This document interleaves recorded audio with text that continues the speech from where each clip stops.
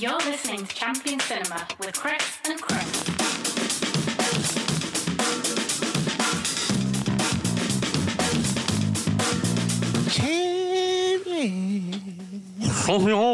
Fuck me, that was like Elvis.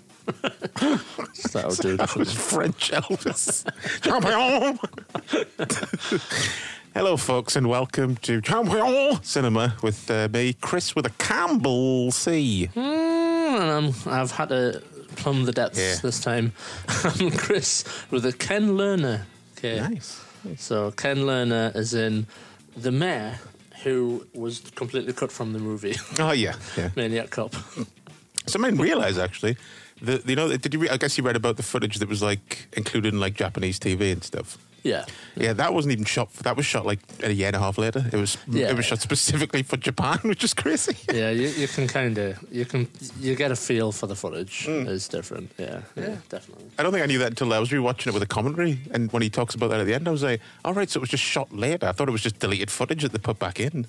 Yeah, no, I've heard it. Is it like movies had to be over 90 minutes in length or something? Something like that. Yeah, to get aired, basically. Yeah, it was like 4 minutes too short or something like that. Yeah.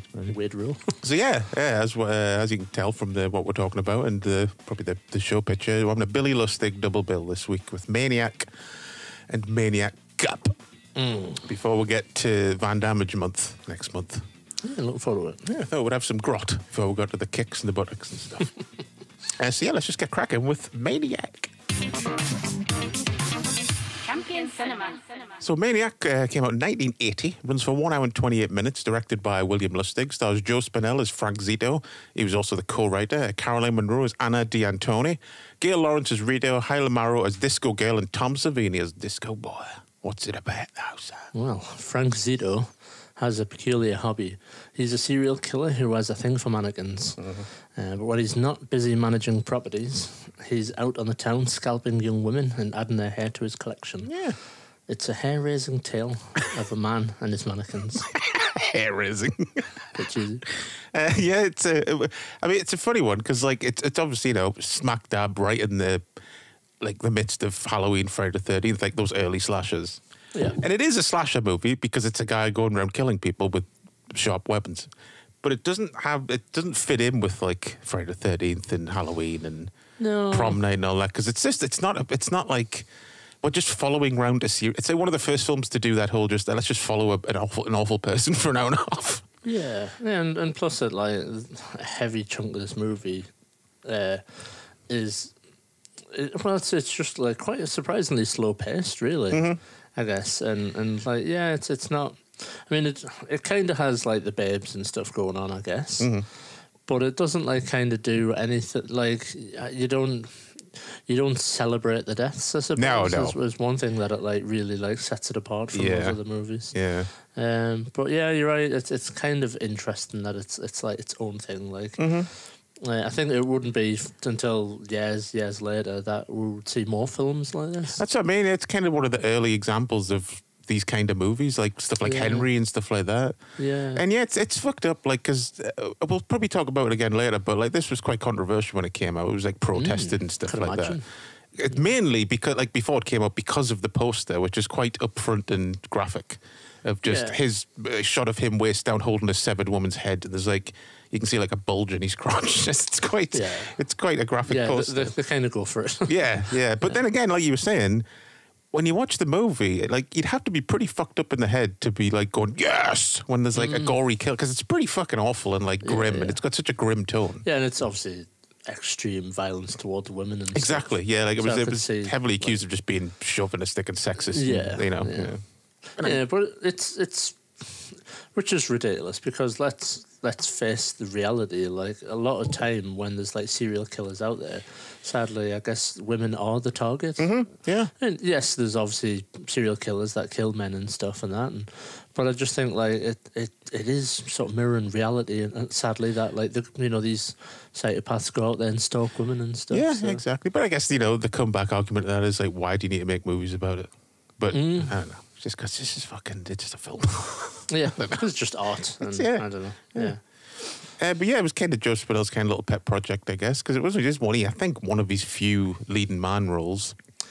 So he really goes for it, obviously, having his one big chance. He smashes it. Yeah. He smashes it. I think, like, the movie wouldn't be as, like, engaging if it wasn't for him. Oh, yeah. Like, massively, because I think the bits where he's, you know, in his room, they're really great. Like, you're fascinated by his behaviour, and he's like, does he give, like, 2 little monologue bits? Yeah, yeah. Basically, and it's, like, great acting. Which I don't even think were, like, the voiceover, you know, when he's, like, dressing the mannequin and stuff. Yeah. Like, that voiceover, I don't think was written. It was just, like, in the edit, they just needed something over it. So Spinell just, like, wrote this quick monologue to go over the top, which is crazy, yeah, because it's a really good monologue. Yeah. Yeah, because the movie's, like, I'm trying to think of a scene where he isn't in it. Yeah, it's a lot of him. It's like, pretty much 95% maybe all him, which is crazy. Yeah, yeah, he carries the film basically. Because the film doesn't really have a plot. It doesn't have an overarching like story. Yeah, like not obviously this isn't like criticizing it, but like if I was going to be like a film critic, I suppose you could say like what was the point in the movie? But I think that's like, you know, there's just been so many films after that have been like that, like almost like slice of life, like we've been saying. Yeah, like I guess there isn't a point. It's just a couple of days with a serial killer, basically. Yeah, and depending how you want to take the ending, it's like how a serial killer comes to die, if you want. Yeah. I just take it carte blanche that the mannequins came to life and murdered him. Yeah. Well, Lustig did say on the commentary that like he did shoot a shot when the cops come in at the end of it panning down and you see blood dripping off one of the mannequin's hands, but he didn't leave it in the movie for some reason or another. I think he says I wish I kind of had to make it a bit more like ambiguous at the end. Yeah. So yeah, like as I said, going off from last week's show, like Caroline Munro's in the movie. Yeah, classic us, like doing a random tie-in to the previous show. Yeah, she does well. I think it's interesting. We talked about this kind of already and touched on it, but kind of interesting that her career wasn't bigger, I guess. Same again, like she's just got such a striking look. She does, yeah. And she was in Bond, I suppose. So you know that is pretty big. Yeah. But it's just when you look at her IMDb, I don't feel like it's packed with the achievements she probably deserved. Yeah, it's pretty crazy considering, like, you know, Hollywood goes a lot of like looks first, and like she's like, you know, she's gorgeous. So. Yeah. But yeah, really, originally wasn't supposed to be her. It was supposed to be Daria Nicolodi from like Argento's ex-wife and like collaborator and stuff. But when she couldn't do it, apparently it's mad because like just shows you how long these have been going on. Like Spinell ran into her at one of the very first like Fangoria conventions. Yeah. And obviously they know each other. So he was like, oh, come on up. Would you be in this movie we're shooting? But like they had to tell her like, okay, yeah, here's the movie. We don't really have any money. And as luck would have it, like it's a good thing the original actress couldn't do it because then Caroline Munro's husband came on board and was like, oh, you need money, and like helped them finance some of the movies. So that's pretty crazy. It's like a lucky casting choice. I imagine the budget is like super low. I didn't actually look, but it's got to be like $10,000 or something. Well, I think that when they first went into it, they each like Spinell put some money in, Lustig did, and the producer, and I think they had like 40-odd thousand. And I think by the end, because of like the money Caroline Munro's husband put, it ended up and paying everyone off afterwards. It was like it came to around 300,000, I think. Okay. Yeah, so it's still super low though. Yeah, like to begin with. Yeah. I don't know if it's. I'm not sure which version I watched, but what does it look like on Blu-ray? Because I did think, like, sadly, it kind of suffers like a little bit. Well, it was shot in like 16mm, so it's not going to look like as your standard Blu or 4K. Like I think, like because it's the 4K is on Blue Underground, which is William Lustig's label. Yeah. I think the 4K does look pretty damn good for a low-budget 16mm movie from 1980. But yeah, it looks fine. It looks like the best I've ever seen it look on Blu-ray. But yeah, just wonder if mine, like I was watching a DVD version or something. I don't know. It was pretty soft, and just times I was like, oh my god, this needs cleaning up. Yeah, well, I think it's one of those films just because of like a lot of it shot at night, 16mm. It's always going to look a bit scuzzy, and to be honest, good. Yeah, well, I was going to come on to that. Like, I suppose in some respects, you don't want it to. Certainly, you don't want it to be like. Give it the like Disney Star Wars treatment. Yeah, I don't want to look like... Give it a teal colour. Yeah, I don't want it to look like fucking Rise of Skywalker or something. Have fucking Joe Spinell like dodging out of the way of bullets and stuff. Like editing it so he dodges it. Joe Spinell shot first. But yeah, it'd be interesting to see it like again in like a nicer version, I guess. Not too nice though. Not too nice. Yeah, but like I said, I think it'll always retain. It's kind of like Chainsaw Massacre, like the Blu-ray that I have, like the last Blu-ray that came out, the second sight one. Like I think it looks great on 4K as well, apparently. But like that's about enough for me, Blu-ray. Like for Chainsaw Massacre, it's still just about has that feel to it. But like I don't know, because the first time we saw Chainsaw Massacre was on like a bootleg. So and you need sometimes with films it's just I don't know, you need that shitty VHS look to them sometimes. So you can't quite make out what's happening. Yeah. But yeah, it's for like some of the because like I said, it's not really a plot-driven movie. It's kind of just like in his head for a bit. Then he goes out and kills someone. And it's like, what's your favourite killing? Well, guess exactly. It's everybody's favourite killing. Yeah, the shotgun. The shotgun, but it's fucking ridiculous. Even like what is it like over 40 years later? It's still ridiculously graphic and violent, and it still looks like real. Yeah. Well, I read trivia that they just literally got a hobo and shotgunned him in the face. They put a Savini mask on him and just shot him in the face. Yeah. That's not true. Just in case anyone believes that. Get Savini's like lawyers. But yeah, it's a crazy effect. I think we've talked about this like without recording before. Like it's the aftermath. I think. Oh yeah. It lingers where a lot of films, like you see the head explosion, but then. It's like it's a cutaway. It's done in a way where you think, "Fuck, that's gory," but you don't have time to like think about it. Yeah. Where with this one, it's like it's almost like the other way around. The head explosion itself isn't that graphic, but it's the like slow motion light dripping. Oh yeah, when you just see all the blood dripping down the back of the chair and stuff. Yeah. It holds on it. Yeah, right. It holds on it for like about 5 seconds that most movies would. You know what I mean? Yeah. But yeah, just the story about like them shooting the scene is just ridiculous and like just classic low budget filmmaking. And obviously, it's Savini shooting himself in the face with a real live round double barrel shotgun. Yeah. And then as soon as the yell cut, they chucked the shotgun in the back of another car. Someone drove away because obviously it's fucking illegal to do that in New York. Yeah. And then the guy who owns the car was a guy named Luke Walter, who was Joe Spinell's mate and assistant. He had to drive that car home miles from where they were over a fucking bridge, and he had to go through a toll booth. Like blood all over the car with a massive hole in his windscreen. And then because the guy at the toll booth was like, "What the fuck?" and he phoned the police, and he had to explain himself to the police. Good on that guy for calling the police. Not just being like some fucking sick of his job guy going, "Oh, whatever." What's the I'm shooting a film out. How you going? He like actually was like, no, I'm concerned enough to ring the police. Yeah, what a position to be. And then there was some other story they tell in the commentary that like that store that like they used that car later to shoot the inserts with the girl in the back, and they like had it parked somewhere, and then his license plates got stolen and obviously sold, and he kept getting like loads of parking tickets because someone was driving around with his stolen license plates. Oh no. And it was like his wife's car and it was in her name, and I was like, that just sounds like a fucking nightmare. Yeah. Oh, bless him. But yeah, it's a very, very memorable scene. I think I've heard before Tom Savini was like, it was a bit fucking weird to shoot myself in the face like that. I could imagine. Yeah, I think it's one of the like like crucial moments in cinema history for like this type of movie, like the gore, the grindhouse horror. Oh, fuck, like I was long aware of the scene before I ever knew it was like from a movie called Maniac. I think I'd just seen it, even like just edited, but I've seen like clips of it over the years and stuff. Yeah. Crazy. And obviously, rightfully Tom Savini like had a massive career in horror because of how creative he was and stuff. Yeah, you forget how like he'd just done Friday the 13th before he did this. Like just how early in his career it was. So it was like Dawn of the Dead, Friday the 13th, and this. So Mad. But yeah, it's for like the other. I mean, the scalping scene's obviously really well done as well and very gross. Yeah. There's only really one you see graphically, like at the start of the movie.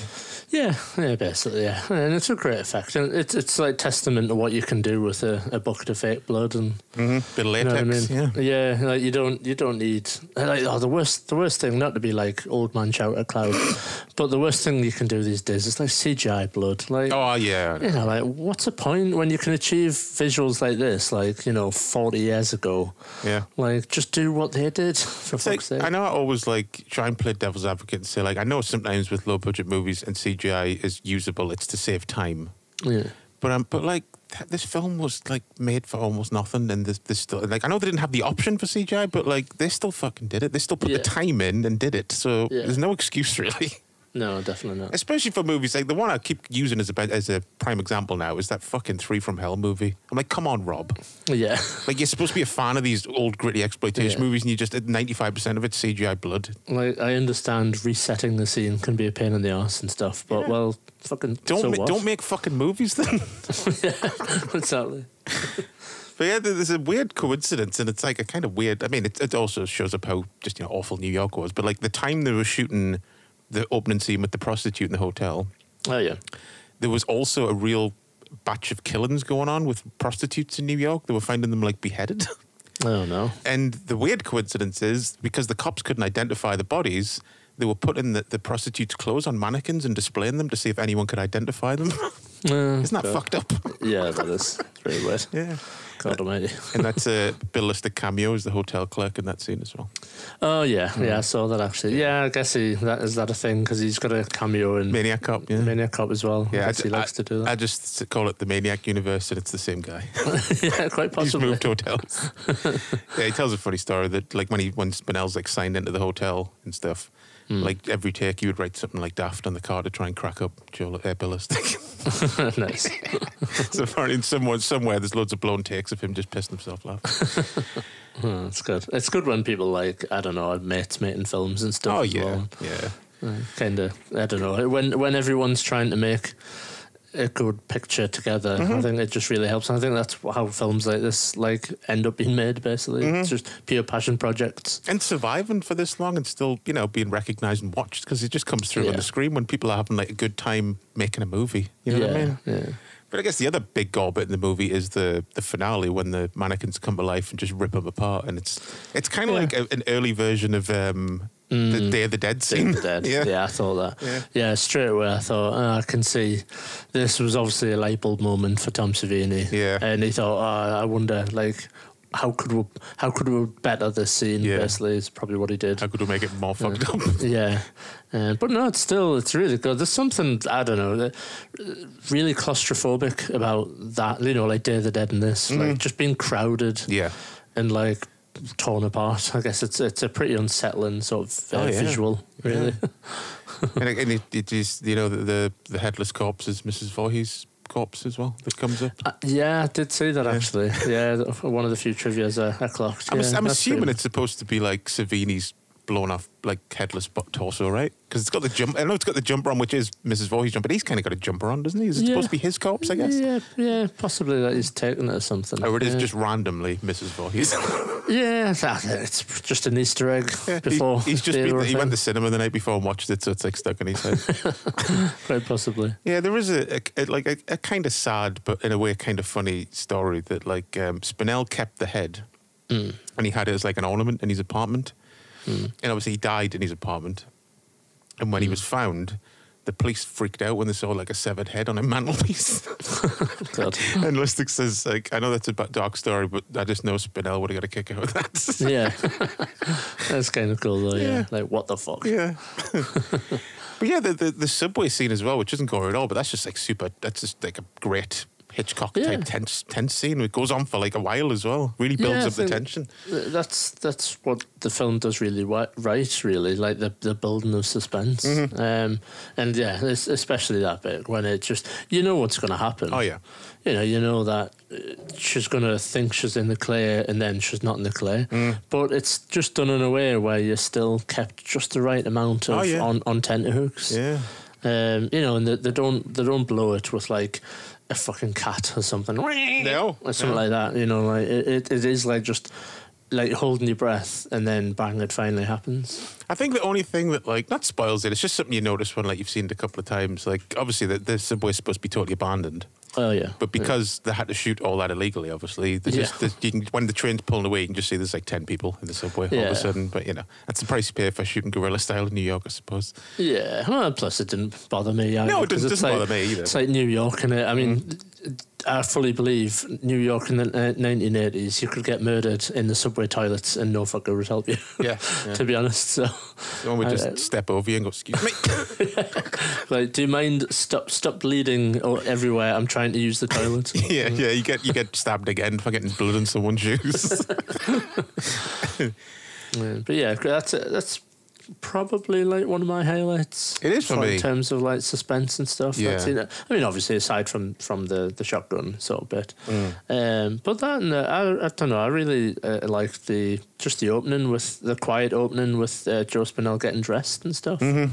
I don't know. It's such a random scene, but I just kind of liked the calmness before the storm, I guess. Yeah, with the sort of like melancholic music over it and stuff. Because I fucking love, like, Jay Chataway never gets enough credit. I love like this score, the Vigilante score, like the Maniac Cop score. He does some great scores. Yeah, definitely.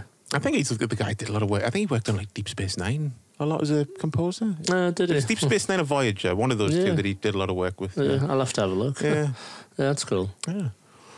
But I think the creepiest line in the film is, "I'm not going to kill you, I'm just going to keep you." Just every time it's like... He's like just freaking out, basically. Yeah. It's expositional, I guess, as well at the same time.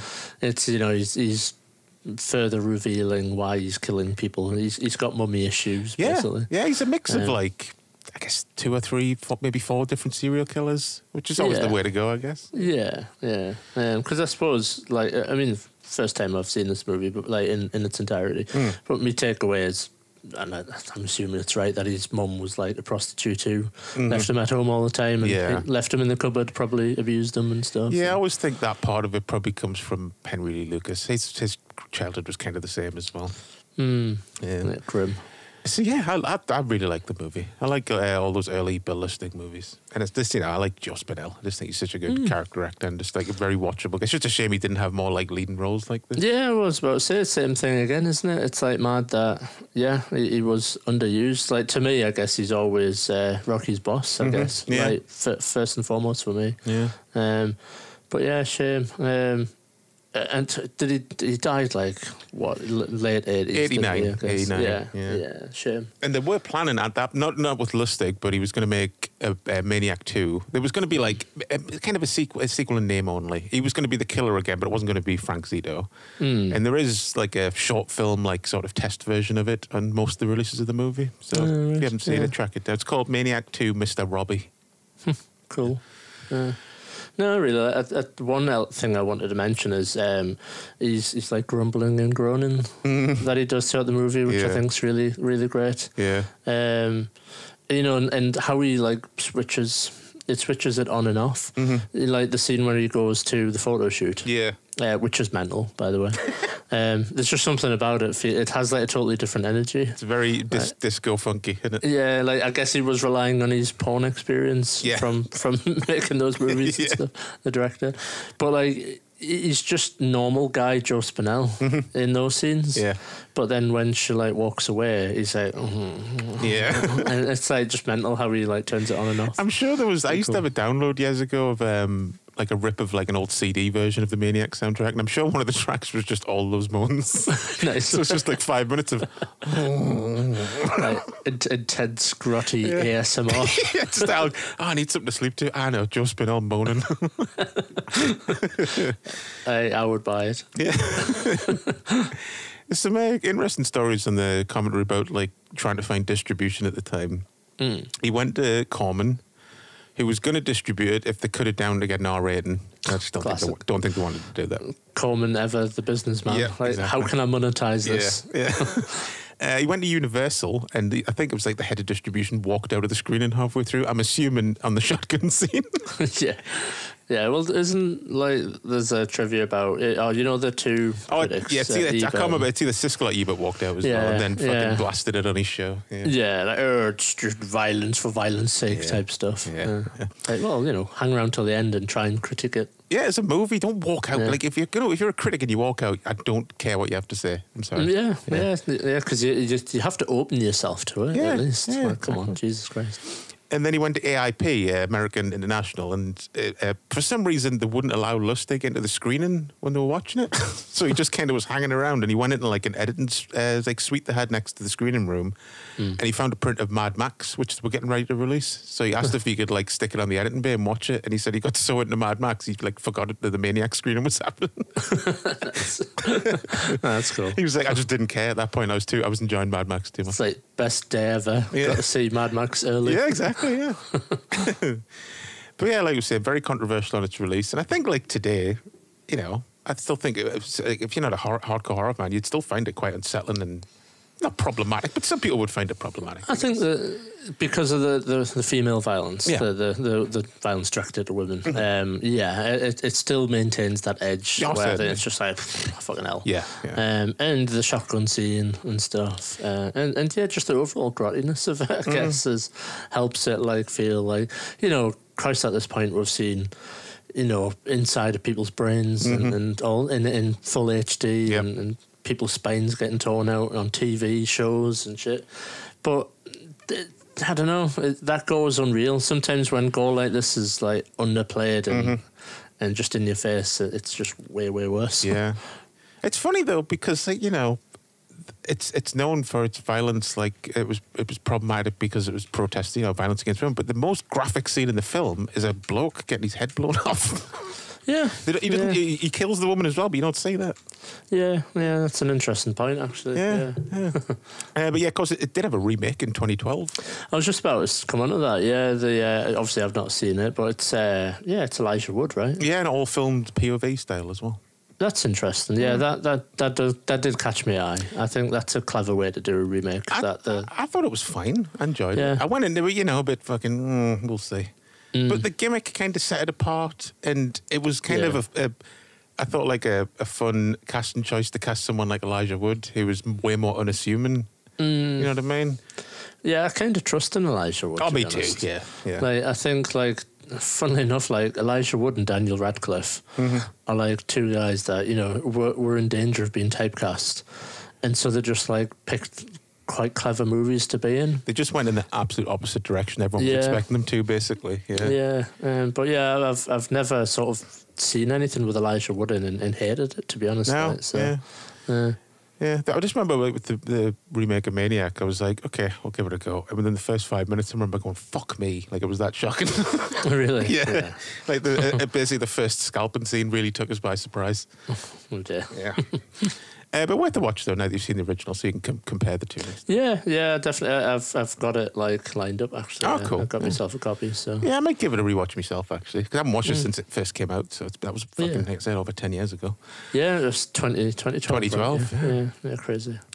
But as for the Blu-rays and stuff, I mean, you got the 4K obviously from Blue Underground, which I said is Bill Lustig's company. It's just chock full of stuff, as you can imagine. Yeah. I would say the definitive version, and I said, I always hear Blue Underground's 4Ks are like, the transfers are insanely good. So yeah, it's cool because I did have a quick Google of the label and stuff, and I don't know, it's kind of cool that he's still in the movie industry, but doing hopefully what he loves, and like, you know, getting these, you know, unloved movies and looking after them and releasing them. I think he used to work for Anchor Bay, like when they first started. Yeah, and I saw that. Then he moved away and formed Blue Underground, like in the late 90s, early 2000s, something like that. Yeah. I think his involvement with Anchor Bay was mostly he created the documentaries and stuff for the like on the discs. And I think he was involved maybe in acquisitions, maybe like getting licenses to stuff. Yeah, it's cool. So yeah, that's the only place currently you can get it on 4K, just the Blue Underground American release. And of course, 88 Films have a Blu-ray out on their Slasher Classics collection, which is also chock. I think it's got a lot of the same stuff on it actually. Cool. And I'd highly recommend that as well. Yeah, it just came out last year, I think. Oh, nice one. Yeah, I could be tempted, to be honest. Yeah. Yeah. So yeah, we don't have any. I think there is art out there. Or do you have anything? I was going to say I'll put it. I'll just send it over now. There is one bit that caught me out just for Maniac, but it's by an artist called Ken Taylor that I really like. Yeah, I've seen that one before. That is really nice. Yeah, that could have come out. That could have been the poster at the time. Yeah, I think it's I like posters that give you the tone of the movie, but don't really tell you anything about the movie. It's just you think, oh fucking hell, he looks mental. I also forgot about that tagline. Like both this and Maniac Cop have awesome taglines. Just, I warned you not to go out tonight. Yeah. which is a line from the movie as well. But like, it's just such an eerie, threatening tagline. Yeah, definitely. But yeah, sadly, there was never a Maniac video game or anything. just shown. Like I said, maybe there was an Atari game. If it's going to come out on anything, it's going to be Atari, isn't it? Really, it's got to jump over a couple of snakes, then fucking skin a woman, scalp a woman. But like, you can't really tell what you're doing. Yeah, it's just a stick figure. Did I scalp a woman there? Yeah, like E.T. basically. It's just E.T. You're just a stick figure that represents a woman, and you're going from screen to screen, and then every now and then the maniac comes from above the top of the screen and just gets you and like carries you up and away. And there's a weird, like, very early audio thing of him moaning, going. And then you're like, oh, it's Jimmy Savile. Champion Cinema. So yeah, Maniac Cop, released in 1988. My runtime was, it's a bit of a strange one, 1 hour, 25 minutes? Yes, that's correct. I think is my, yeah, good. I think I've made note of that runtime, but I think my runtime was a bit longer because I think I've done this before. I watched the version with all the bits put in, the Japanese version bits. No, you know, was it like a fan edit or something? Yeah, it must have been, yeah. I need to stop doing that. It's an awful version of the movie. But we'll come on to that. Directed by, of course, Billy Lustig again. Big Billy. Big Will I Am. Starring Tom Atkins. As Frank McRae, Bruce Campbell as Jack Forrest, Lorraine Landon as Theresa Mallory, Richard Roundtree as Commissioner Pike, Will Smith. I was surprised to see Will Smith in this movie. William Smith as Captain Ripley, and of course Robert Z'Dar as Matt Cordell. So then, what is it about? A cop is prowling the streets of New York and murdering innocent people. When Bruce Campbell is framed for the murder of his wife by the killer, it is presumed he is the Maniac Cop, but with the help of his lover and cracked cop Tom Atkins, he sets out to find the truth. I mean, you've seen Maniac Cop before, haven't you?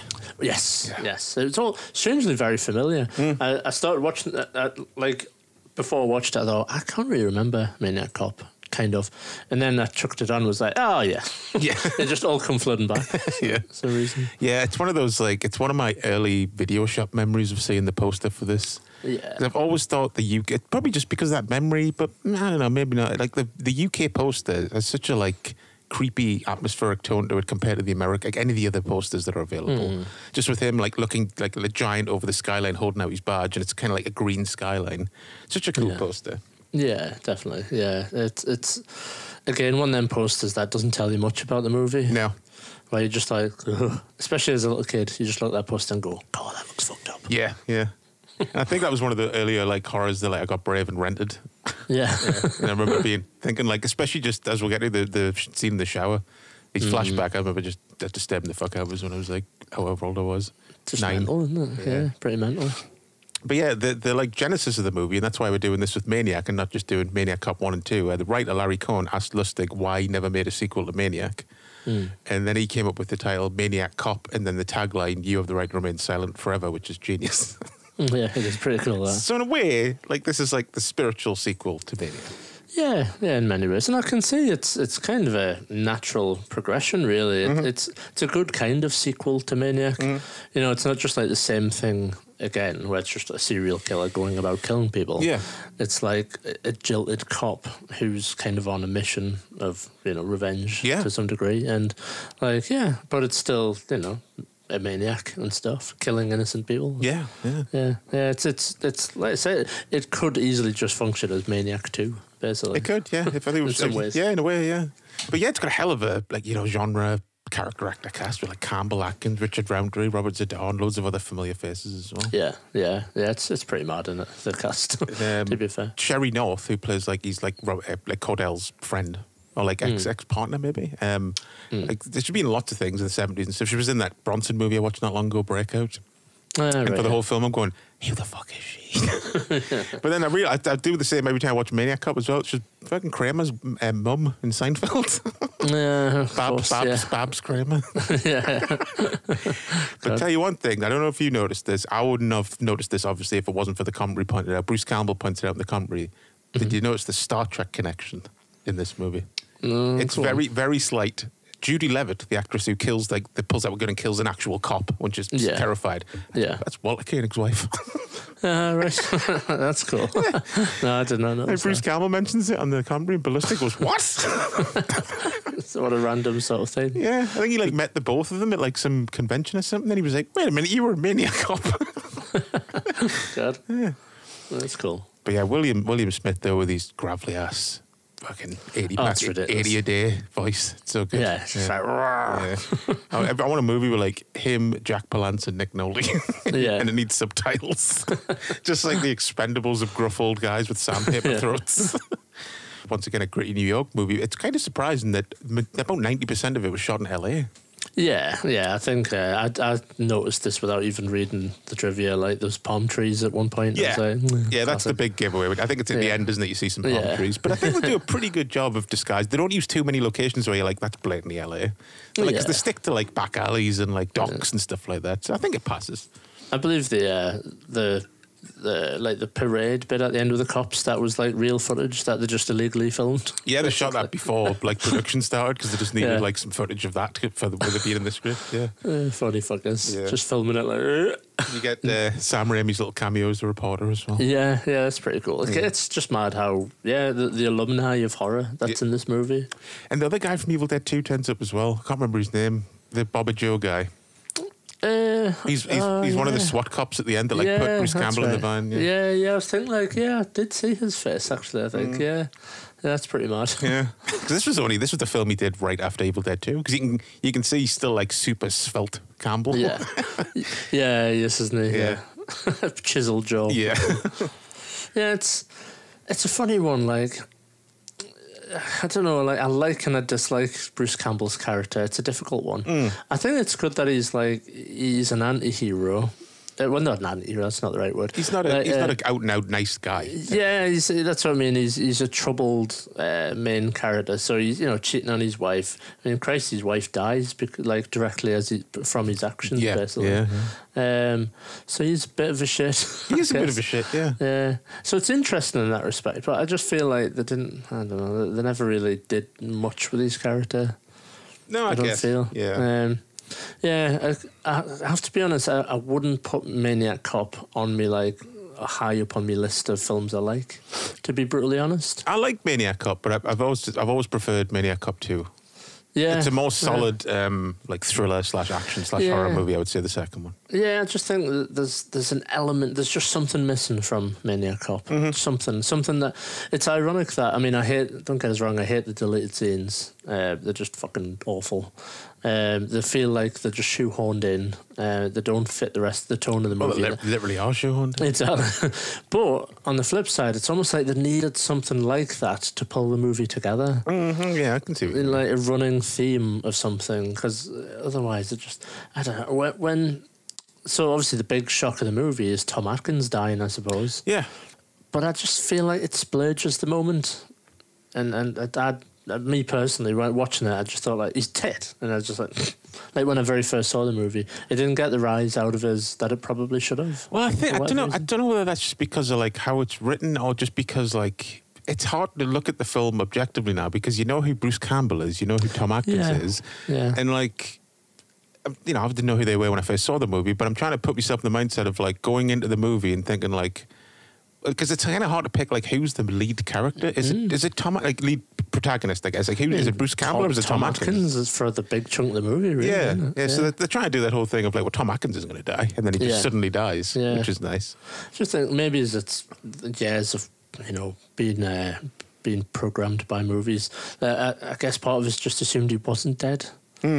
And that's the difficulty in killing characters like that off now. I'm just but I don't know, something about it. He's not really dead. And then it's the credits roll and you're like, oh, fuck, he is dead. There's just this weird predisposition to disbelieve that a character is going to die. Yeah, in a film. He's kind of like a darker version of his character in Night of the Creeps, basically, isn't he? Yeah, I suppose the damaged cop character. Yeah. That grim scene, which again isn't really my most favourite scene, where the commissioner, Richard Roundtree, when he's just like, didn't you once try to kill yourself and stuff? And it's like, oh, no, come on. You could have found a better way of doing this. I do like the way he does that awkward smile, though. He's creepy. Like, a disingenuous smile. That's quite funny. Yeah. Yeah, that is good. There was one thing, the guy I was talking about in Maniac, before that had to drive his car through the toll booth and stuff. Oh, yeah. Like, he's the guy that gets drowned in cement. He's got a little cameo in this. I think that's a really creative death as well, is, you know. yeah. I don't know, I don't feel like I've seen that before. I think, it's the aftermath more than the killing. It's quite a darkly funny aftermath. Like Yeah. the smash cuts to the workman trying to drill him out of the fucking cement. He's just dried overnight, basically. Yeah, I did particularly make note of that and thought, that's like really creative for whatever reason. I'll tell you one thing the film does excel at, though, which is kind of weird for a slasher movie, the fucking stunts. There's some insane stunts in the movie. Like the Atkins fall. Like, Lustig mentioned something in the commentary that, like, it was done using something called a decelerator, which wasn't used that much. I don't think it maybe not used that much anymore either, but it was so they could film from the top without like having a crash mat or an airbag at the bottom. So someone would fall and then it would slow them down and just stop them before they hit the ground, which I'm like, I wouldn't fucking get on that. Kind of like climbing gear or something. Yeah, kind almost. of. Yeah, but it looks really good though. Yeah, and like the stunt at the end with Campbell, like hanging off the lorry, the van. Every time I watch it, I just wince. It just always looks like the van's going to fall on top of him just because of the angle. It looks so fucking dangerous. Yeah. Apparently, not the actual jump into the water, but the bit before it was really Bruce Campbell. Oh as yeah, well. he's hanging on the van. Yeah. I think he was a big fan of doing his own stunts at that point. Classic amateur film guy, I guess. He does mention that, like saying, like, well, I've just been doing Evil Dead movies with Raimi where you have to do everything yourself. That's what I mean. Like, there's no stunt guy. You just fucking give it a go and hope you don't break your legs. Yeah. But yeah, the actual the river jump. It's like like Christ Almighty. Yeah, it's an insane stunt. Yeah, all the action's really good in it. I randomly really like the girl that gets killed. Is she the first girl that gets killed? I think she is, isn't she, right? The one that gets mugged. Yeah. Like, I really like that she kind of holds her own. Yeah, well, that's actually batters the guys and stuff. That's Larry Cohen's daughter, apparently, the writer. And Cool. apparently, like, Lustig came out to say it. I was like, you need to, like, tone it down a bit, like you're battering them. Like, she was apparently giving them, like, the stunt guys what for and stuff. We're like, we need to be a bit more helpless. Yeah, it's because she really pummels them with her bag, and Yeah. when she does that thing where she kicks off against the car and stuff. Yeah, and then turns around and smacks him in the head with her pair. So that's a nice little move. Yeah. I think it sets the moment up really nicely though when she runs towards the cop and stuff. Really good. Because the other element of this movie that I do really like, and I think maybe is a wasted opportunity to some degree, is the like reputational damage. It touches on it a little bit. The like police force struggling with the reputational damage. Oh yeah. Like I really love the idea of the innocent cop getting shot. Like were mentioned by the like panicked lone female who thinks she's about to get murdered. I think they could have done something more with that. I think as well. I don't know what, but I just feel like that's an interesting thing I want to pull on. Like, because like. It's more and more relevant in like today's, it's certainly in America. Like police have got a terrible reputation, like worse than they ever have in like America at the moment. With like young black lads and stuff being killed and things and all sorts. So I just think in some ways like a movie that they could re-release Maniac Cop, remake Maniac Cop, and kind of like lean more on that aspect of like. That's what I was about to say, because it is on the slate for a remake. I don't know if Nicholas Winding Refn's directing it, but he's attached to it, like the guy who did Drive and stuff. So I don't know what angle they're going to be coming from with that, but it's definitely on the cards to come soon. I just think it would be interesting to explore, like, would a person run towards a lone cop in the park anymore? Probably would, but maybe just like explore like a black female who's getting mugged who doesn't want to run towards a cop because she distrusts cops or something. I don't know, something like that. Reputational sort of thing. I mean, the other thing that like, I don't know, it's hard. It's one of those movies that I said it's hard to watch objectively because Robert Z'Dar is Maniac Cop. Yeah. you know what's going to happen. But like they do try and do a red herring thing throughout the movie that like which certain cops could be Maniac Cop, and like, you know, everyone thinks it's Bruce Campbell at first. Even when for Bruce Campbell's first scene, it's really trying to get over to you that he's a bit sinister. Yeah. And he's got like a chip on his shoulder and stuff. But Yeah. yeah, so that could be fleshed out as well in the remake. Maybe he's making more of a more red herons and mysterious about who he is. Yeah. Yeah, because Robert Z'Dar like embodies the role completely, doesn't he? Oh, yeah. It's probably what he's most famous for. I love his movement at the end when he's in the van and he's just like not even looking at Bruce Campbell but just smacking him one to get him off the van. He's like the Terminator at that point. Yeah. Is he? I think I might have faded out watching this again. But is he? Remind us. Is he a zombie? Technically, pretty much. What is he? I don't really think they don't really give a concrete answer as to why he's still alive and impervious to pain. Yeah, is it like semi-brain damaged? I think there is a scene, isn't there, that touches on it. I think I forgot to make note. Yeah, because in my mind, before watching the movie again, I always have like he's just a full-on like Jason zombie. He kind of is though. Yeah, yeah, like impervious to, like you said, pain and stuff. If you haven't seen the second one for a while, give that a watch if you didn't like the first one as much as you thought you were going to. Because I've always thought the second one was just a more tighter movie. Yeah, I definitely will. Yeah, I love the beginning and the end. I think the centre, the middle piece of the movie massively loses it for me for whatever reason. It basically needs a scene in the middle somewhere like akin to Tom Savini getting his head blown off. Yes, to keep your attention going. Yeah. Get that kill count up. Yeah. And you're like, oh, I'm waiting a bit. Oh, that was good. Yay! Some dog getting shotgunned or something. Yeah. Some of that. Oh, that would be if Paul Verhoeven had directed the movie, probably. Some random animal violence. I want to show the Maniac Cop killing the horse. Okay. Totally.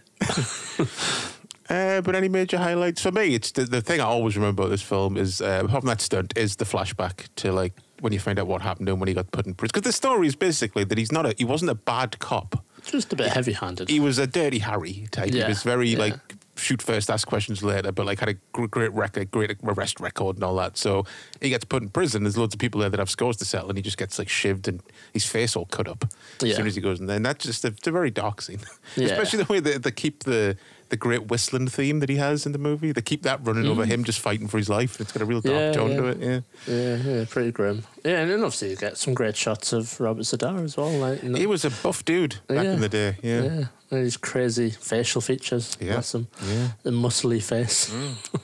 Not sure you should have a muscly face, but Robert Z'Dar had one. It is a condition he had, I think. Oh, yeah, it was, I can't remember what it's called now, but yeah. I think it's probably overused at this point in history, but I always love the the Halloween scene where Bruce Campbell he escapes from his jail cell by the help of his lady friend. Oh yeah. And then just coming across all the bodies hanging and swinging. I always like that sort of stuff. It's good classic stuff. I love that shot as well when Richard Roundtree and William Smith are like framed in the doorway and then Cordell just pops out and kills them by the door. That's a nice moment as well. Yeah. It's interesting, like, do films do the whole haunted house thing anymore? You know, like where the main characters have to go back to the haunted house and and this is when they come across all the bodies and the previous kills that are hung up. Like, is that a thing that died with Halloween and Friday the 13th movies? I mean, maybe it's in those last couple of Scream movies, but I haven't seen them, so I couldn't tell you. Yeah, no. But yeah, I always enjoyed those bits. Very, very typical, like I said, very tropey sort of thing. It's a welcome cliche, isn't it? It is, yeah. So we're done with any more? I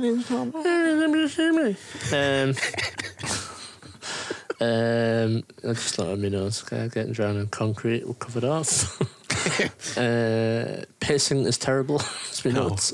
But that was during the middle bit. Yeah. To be fair, and I quite like the mum stuff as well. Should probably shout out to the mum. I think she's a bit of a psycho. I like that she, it's kind of a twist in the movie, I guess, because he's like going to her to like speak to her and stuff, but then it's just a full reveal that she's in league with the devil. I was going to say, I don't think it's his mum though. Oh shit, is it not? No. I just made note, his mum, whatever. I think it's just like an old friend of his from the Falls. Or like maybe he's an ex-lover or something. I literally wrote mum. Yeah. We're going to need a citation on that. Is it his mum? Not his mum. She's a very maternal character towards the Matt character. But yeah, I like the twist and stuff that she's like involved in. She just full on takes out Atkins. Oh, she beats the fuck out. Atkins is just lying there going, fuck. But apparently, like they say in the commentary, that they had a rubber stick, but it looked like every time it hit his arm in the close-ups, you could just see it bend. So Atkins just patted himself up and went, just fucking give it to us, basically. So she was just going for him. Yeah, but yes, no, I'll definitely check out the second one. I do like the overall theme, concepts. Oh, yeah. I think the movie itself is it looks really good as well. I should probably mention. Yeah, it's a very nice looking movie. Whether it's the effect of watching Maniac and then watching Maniac Cop, it's like fuck hell, this one looks like a million times like they spent like way more money on it. But like, it's just one of those classic films where like when it's at night and stuff, everything looks amazing. Yeah. It's something about those 80s movies filmed at night. I just think I don't think Maniac Cop ever gives enough credit for like its originality in like 1988 to do a slasher movie, and it's got like a story that like I've still never, it's pretty original. A cop who was once dead is back for revenge against the police. Like that's a mad story. I think at a time when Dirty Harry and stuff was still like a popular concept, and like cops could do no wrong. Cops were good, I guess. Yeah, it was quite a risk. I mean, they do mention that, like, I think they had a fake title for the movie because they were like, no one's going to let you shoot in their fucking store if you go, yeah, we're filming a movie called Maniac Cop. No, get out. Yeah, just like I said, in the dying days of the slasher movie, for something like this to come out that was like quite original in comparison to what was going on is quite good, I think, and like doesn't get enough credit, I don't think. Yeah, no, I agree. Yeah.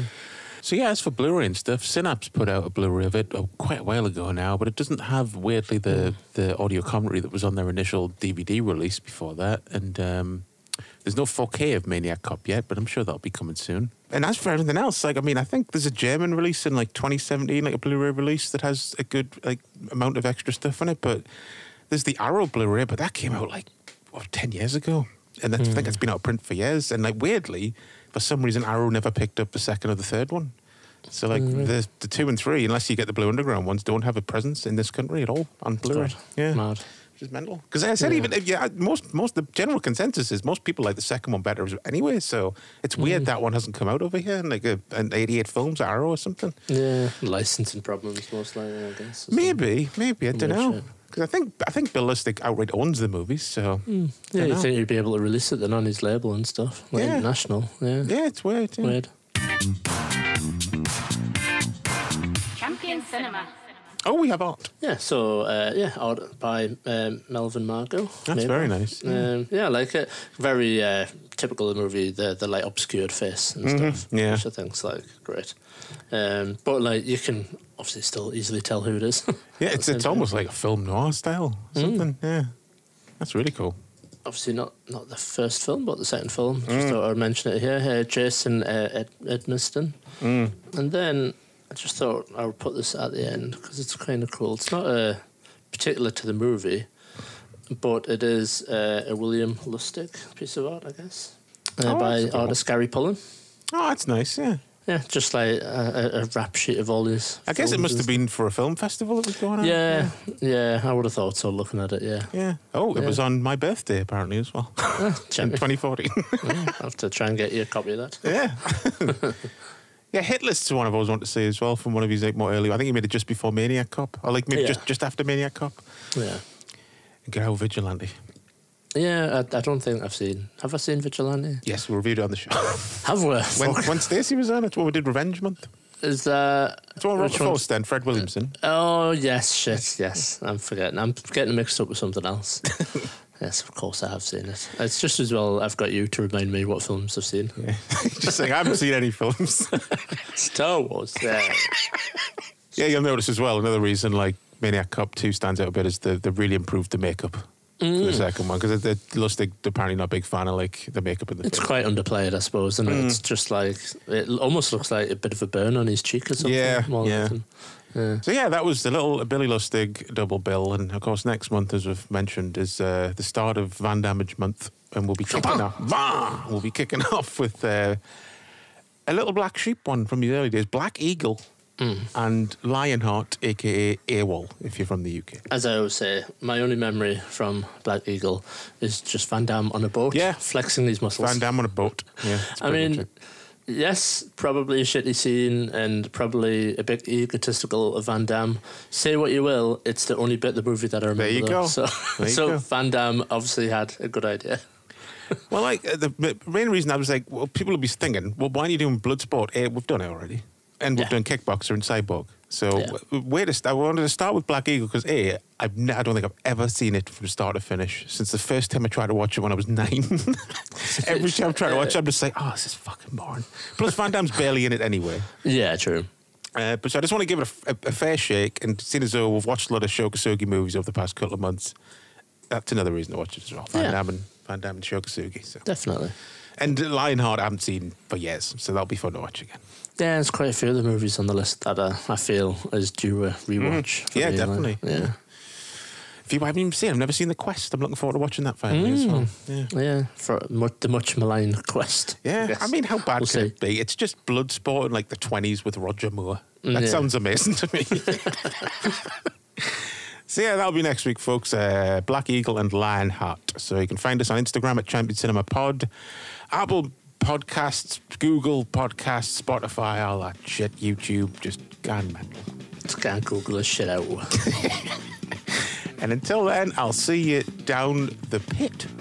See you on the heap. Goodbye.